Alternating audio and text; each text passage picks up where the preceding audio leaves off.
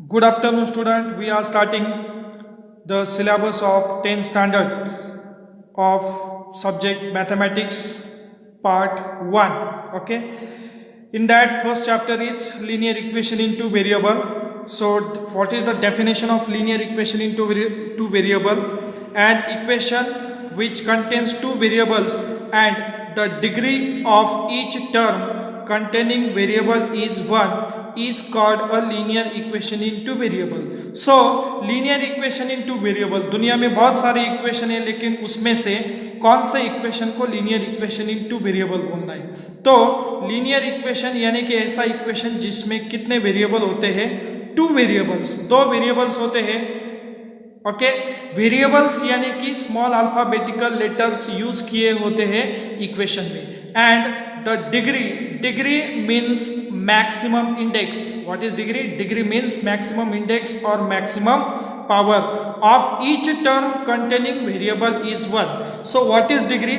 I explain it. What is degree? Suppose see here 4x is the term, in that the power of variable is 1, so the degree of this term is 1. Okay, then the second term is suppose 4xy.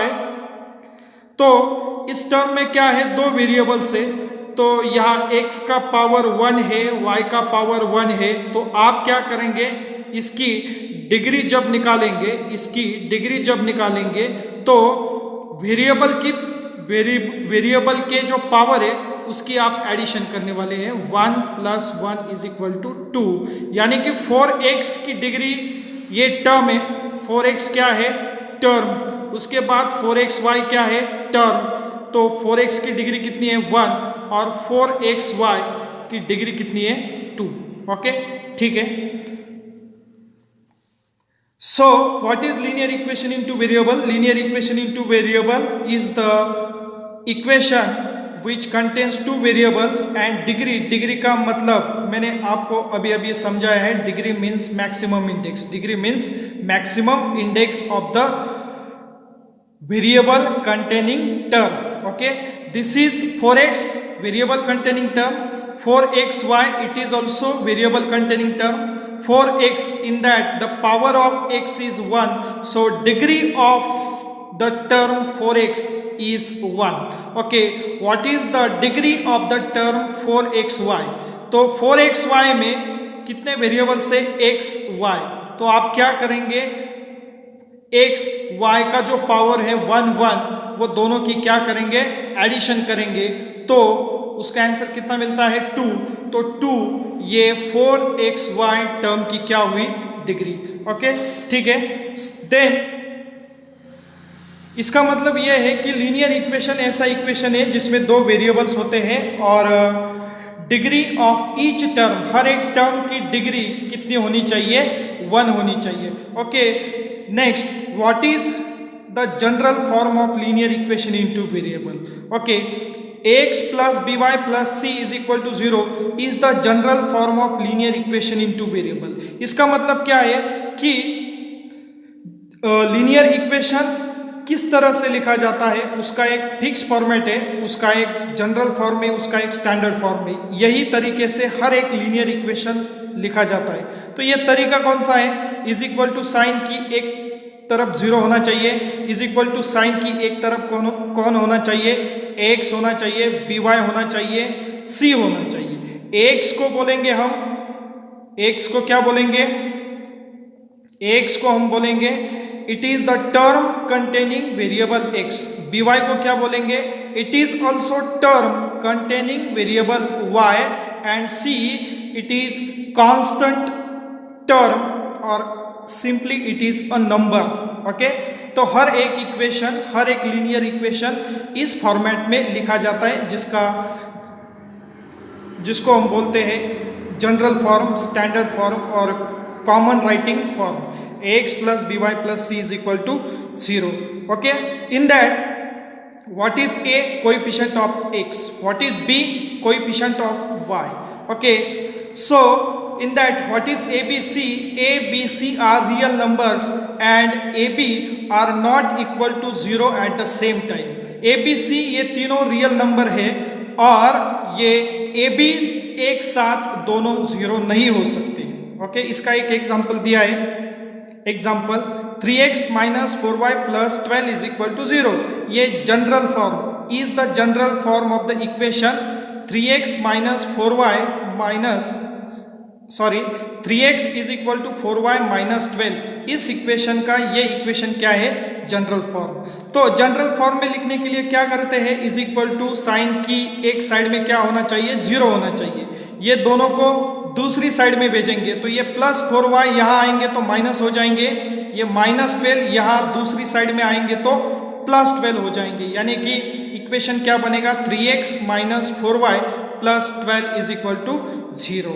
Okay, नीचे activity दी है, complete the following table. 1 2 3 4 5 6 7 equation दिए हैं और question हमें पूछा है is the equation linear equation in 2 variables. जो आपको 7 इक्वेशन दिए हैं वो equation linear equation in 2 variable है या नहीं।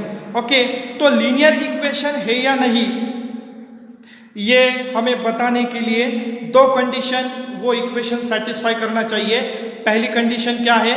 उसमें 2 वेरिएबल्स होनी चाहिए और डिग्री हर एक टर्म की कितनी होनी चाहिए? 1 होनी चाहिए। और डिग्री कैसे फाइंड करनी है मैंने अभी अभी आपको बताया है। ओके, तो फर्स्ट इक्वेशन के बारे में हम बात करेंगे। पहला इक्वेशन क्या है? 4m plus 3n is equal to 12। इसका आंसर पहले से ही यस दिया है, हमें एस नोट टाइप में इसका आंसर बताना है। ओके, ठीक है। तो पहला इक्वेशन क्या है? 4m plus 3n is equal to 12। इसमें कितने वेरिएबल्स यूज किए हैं? 2 वेरिएबल्स m एंड उसका पावर इंडेक्स कितना है? दोनों का भी 1 1। ओके, ठीक है, इसका मतलब ये लीनियर इक्वेशन है। Okay, second equation 3x square minus 7y is equal to 13। ये इक्वेशन में भी 2 वेरिएबल्स यूज किए हैं x एंड y और दोनों का पावर 1 1 होना चाहिए। 1 यहाँ भी 1 होना चाहिए लेकिन यहाँ 1 नहीं है, यहाँ कितना पावर है? 2। इसका मतलब 2 वेरिएबल्स है लेकिन दोनों का पावर कितना होना चाहिए? 1 1। फर्स्ट कंडीशन सेटिस्फाई करता है ये इक्वेशन, लेकिन सेकंड कंडीशन सेटिस्फाई नहीं करता है। इसका मतलब ये लीनियर इक्वेशन नहीं है। इसका आंसर क्या आएगा? No. Then third equation √2x minus √5y is equal to 16। इसमें देखिए कितने वेरिएबल्स यूज किए हैं? 2 वेरिएबल्स x y। दोनों का पावर कितना है? दोनों का डिग्री कितना है? डिग्री 1 1। यानी कि ये भी लीनियर इक्वेशन है। इसका आंसर लिखेंगे yes. Then next equation 0 into x plus 6y minus 3 is equal to 0। इस इक्वेशन में x का कोएफिशिएंट क्या है? 0। यानी कि ये टर्म क्या होने वाली है? 0 इंटू एक्स। 0 को कौन से भी नंबर से आप मल्टीप्लाई करेंगे तो आंसर 0 आएगा। ये 0 हो गया। इसका मतलब इक्वेशन क्या है? 6y minus 3 is equal to 0। इसमें 2 वेरिएबल्स नहीं है, अभी सिर्फ एक वेरिएबल बचा है y। इसका मतलब ये है कि इसमें 2 वेरिएबल्स नहीं है। फर्स्ट कंडीशन ये इक्वेशन सेटिस्फाई नहीं करता है तो सेकंड कंडीशन चेक करने की कुछ भी जरूरत नहीं है। ओके, इसका मतलब इसका आंसर आएगा no. Okay, next equation 0.3 into x plus 0y minus 36 is equal to 0। Okay, 0 into y ये टर्म क्या होने वाली है? 0। इसका मतलब है इक्वेशन क्या बचेगा? 0.3x minus 36 is equal to 0। तो इस इक्वेशन में अभी ये सेकंड टर्म क्या हो गई है? वैनिश। ये यहाँ से निकल गई क्योंकि y को कौन मल्टीप्लाई था? 0। ओके, इक्वेशन क्या बचा है? 0.3x minus 36 is equal to 0। Okay, तो इस इक्वेशन में 2 वेरिएबल्स नहीं यूज किए हैं। ओके, इसका मतलब सेकंड कंडीशन चेक करने की कुछ भी जरूरत नहीं है। फर्स्ट कंडीशन सेटिस्फाई नहीं करता है तो दूसरी कंडीशन चेक करने की आपको जरूरत नहीं है। ओके, पहली कंडीशन सेटिस्फाई करता है तो आप दूसरी कंडीशन चेक कर सकते हैं। दोनों कंडीशन सेटिस्फाई करते हैं तो वो इक्वेशन क्या होता है? Linear equation in 2 variable. Okay, तो ये भी क्या होगा? इसका आंसर क्या आएगा? No. Okay, next equation 4 divided by x plus 5 divided by y is equal to 4। इस इक्वेशन में दो वेरिएबल्स यूज किए हैं x एंड y, बट देखिए जनरल फॉर्म जो है ax plus b y plus c is equal to 0, मैं x को 1 से डिवाइड कर सकता हूँ, by को 1 से डिवाइड कर सकता हूँ। इसका मतलब 1 क्या हुआ डिनोमिनेटर, x y क्या हुआ न्यूमरेटर। इसका मतलब यह है कि जनरल फॉर्म में x एंड y जो वेरिएबल है वो कहाँ है, न्यूमरेटर में है, और 1 कहाँ है, डिनोमिनेटर में। इसका मतलब यह है कि वेरिएबल्स कहाँ होनी चाहिए इक्वेशन में, न्यूमरेटर में होनी चाहिए। लेकिन इस इक्वेशन में देखा जाए तो x y दो वेरिएबल्स यूज किए हैं, ठीक है, पहली कंडीशन सेटिस्फाई करता है ये, लेकिन सेकंड कंडीशन सेटिस्फाई नहीं करता है। तो ये दोनों वेरिएबल कहाँ होनी चाहिए, न्यूमरेटर में होनी चाहिए। ये तो यहाँ मुझे डिनोमिनेटर में दिखाई दे रहे हैं, इसका मतलब ये भी लीनियर इक्वेशन नहीं होगा, इसके लिए इसका आंसर लिखा है no. Okay, last equation 4xy minus 5y minus 8 is equal to 0। Okay, यहाँ दो इक्वेशन यूज किए हैं, सॉरी दो वेरिएबल्स यूज किए हैं x y, पहली कंडीशन सेटिस्फाई। अभी हर एक टर्म की डिग्री 1 होनी चाहिए, ठीक है। देखिए यहाँ दो टर्म्स यूज किए हैं, पहली टर्म है 4xy, देन सेकेंड टर्म कौन सी है 5y, एंड लास्ट टर्म कौन सी है 8, लास्ट टर्म कौन सी है 8। ओके, तो इसकी डिग्री हम निकालेंगे, इसकी डिग्री, ओके, इसकी भी डिग्री, इसकी भी डिग्री और इसकी भी डिग्री। देखिए डिग्री कितनी आएगी इसकी। ओके, पहले टर्म की डिग्री कितनी आएगी, x का पावर 1 y का power 1। Okay, 1 plus 1, the degree of the term 4xy is 2। Okay, 5y की डिग्री कितनी आएगी, ओके, y का पावर यहाँ कितना है 1, यानी कि 5y ये जो टर्म है इसकी डिग्री आएगी 1। ओके, 8y को मल्टीप्लाई वेरिएबल नहीं है, इसका मतलब सपोज यहाँ y वेरिएबल है तो y का पावर कितना होना चाहिए, 0 होना चाहिए। y का पावर 0, इसका मतलब आंसर कितना आएगा, कौन से भी नंबर का 0 पावर आंसर 1 होता है। y raise to 0 1, 8 into 1 that is 8, ये तो इसकी डिग्री कितनी आएगी 0।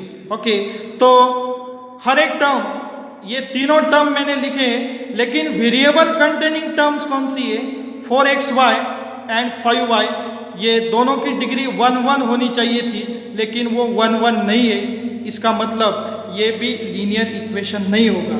फर्स्ट कंडीशन ये इक्वेशन सेटिस्फाई करता है, लेकिन ये इक्वेशन सेकंड कंडीशन सेटिस्फाई नहीं करता है। तो स्टूडेंट ध्यान में रखो, हमने पहला चैप्टर स्टार्ट किया है linear equation in two variable. Okay, सबसे पहले इंपॉर्टेंट बात यह है कि कौन से इक्वेशन को लीनियर इक्वेशन हम बोलने वाले हैं। ऐसा इक्वेशन जिसमें दो वेरिएबल्स यूज किए होते हैं और जिस टर्म में वेरिएबल है उस टर्म की डिग्री कैसे फाइंड करनी है मैंने अभी अभी आपको बताया है।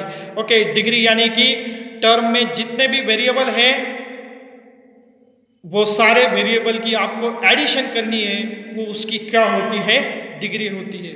ओके, तो डेफिनेशन में दो कंडीशन सबसे इंपॉर्टेंट है, फिर से ध्यान में रखो, दो वेरिएबल्स होने चाहिए, वेरिएबल्स यानी कि स्मॉल अल्फाबेटिकल लेटर, और दूसरी कंडीशन डिग्री कितनी होनी चाहिए, degree of each term containing variable is 1। हर एक जगह हमें डिग्री कितनी दिखनी चाहिए 1। ओके, ठीक है। Then what is general form of linear equation in two variable. General form, इसका मतलब मैंने आपको बताया कि हर एक लीनियर इक्वेशन कौन से फॉर्मेट में लिखा जाता है, उसका फॉर्मेट, उसका जनरल फॉर्म, उसका स्टैंडर्ड फॉर्म हमें दिया है। वो स्टैंडर्ड फॉर्म है x plus b y plus c is equal to 0। ये जनरल फॉर्म क्या बताता है, इज इक्वल टू साइन की एक साइड में 0 होना चाहिए और इज इक्वल टू साइन की दूसरी साइड में कौन होना चाहिए, term containing variable x, term containing variable y and constant term. Okay, ठीक है। बहुत सारे एग्जाम्पल आप लिख सकते हैं लीनियर इक्वेशन इनटू वेरिएबल की। ओके, सबसे इंपॉर्टेंट बात मैंने 9th स्टैंडर्ड में आपको बताया था कि हर एक लीनियर इक्वेशन क्या रिप्रेजेंट करता है। हर एक लीनियर इक्वेशन क्या रिप्रेजेंट करता है, एक्स वाई प्लेन पे क्या रिप्रेजेंट करता है, स्ट्रेट लाइन रिप्रेजेंट करता है। Each linear equation in two variable represent a straight line in the x y plane. Okay, तो आज आप क्या करने वाले, लीनियर इक्वेशन इनटू वेरिएबल का डेफिनेशन लिखेंगे, उसके बाद उसका जनरल फॉर्म लिखेंगे, उसके बाद उसका एक नहीं मेरे ख्याल से उसके 4-5 एग्जाम्पल लिखो अपने नोटबुक में। उसके बाद एक एक्टिविटी नीचे दी है, कंप्लीट द फॉलोइंग टेबल, उसका वो एक्टिविटी आपको कंप्लीट करनी है। उसका आंसर सिर्फ एस नो टाइप में उसका क्या करना है, आंसर लिखना है। ओके, ठीक है, बाकी का जो बचा है वो कल कंटिन्यू करेंगे।